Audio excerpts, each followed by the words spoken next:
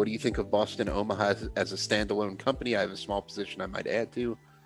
Well, I mentioned earlier that that's my third largest stock holding, so that should tell you what I think of it. Yeah. I have for a little more color, I like what they're trying to do, and I feel like they're very misunderstood by the market. Um, they're losing money right now. Their businesses are not profitable. They have three main businesses. They have billboard advertising, surety insurance, which is something that a lot of professionals have to have, and they have rural broadband service.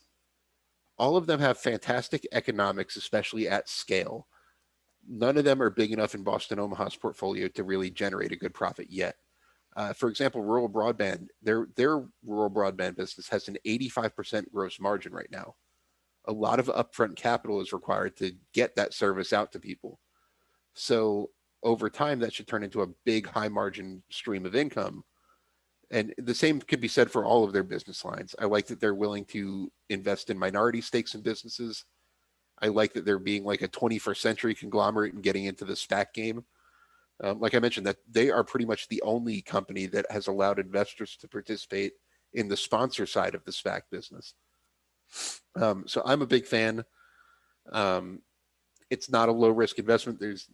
If it was easy to build the next Berkshire Hathaway, everybody would do it. That's a good point. Which is kind of what they're trying to do, essentially, is to build a Berkshire like conglomerate over the years. That one could be a massive company when I'm ready to retire, or it could be a kind of mediocre return over time. But I love what they're trying to do. I think their execution has been fantastic so far.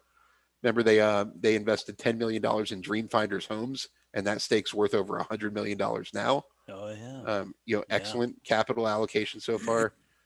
I'm on the surface, I'm a fan of the new SPAC deal they just announced. I'd have to hear more before I can really comment on it. But I'm a big fan of Boston Omaha. I like their management. I like how down to earth they are. I read their shareholder letter recently, which was kind of delayed for a few reasons. Their big operational update was, Jason. What's that? They moved out of the CEO's mom's dining room this year. They were so cost conscious. You know how Warren Buffett, even though they're a $500 billion conglomerate, they operate out of one single office in Omaha. Yep. Boston Omaha hasn't even had an office. They've been putting everything they had into the business. They finally got an office this year, and that was the big operational update. The CEOs are so relatable and so down to earth, and you can just sense that they're all in on this. They weren't taking a salary up till I think last year. They were just working for free, trying to really get this off the ground and build it the right way. Warren Buffett even takes a very nominal salary. One of the CEOs is Warren Buffett's grandnephew. Yeah, so I remember that. A lot of it. He even writes in the same tone. If you read the annual letter, there are parts where you could imagine Buffett saying the same words. So I'm a big fan. I might even add to my position, even though it's one of my largest. I just love it as a long-term investment. And I think the downside risk is somewhat limited. It might not be the next Berkshire Hathaway. It might not generate, 20% annualized returns over the next 50 years, but that's okay. It should deliver nice returns, and I feel like the downside risk is somewhat limited based on what they're doing. Great capital allocation is one of the things I look for in CEOs, and they've done it so far.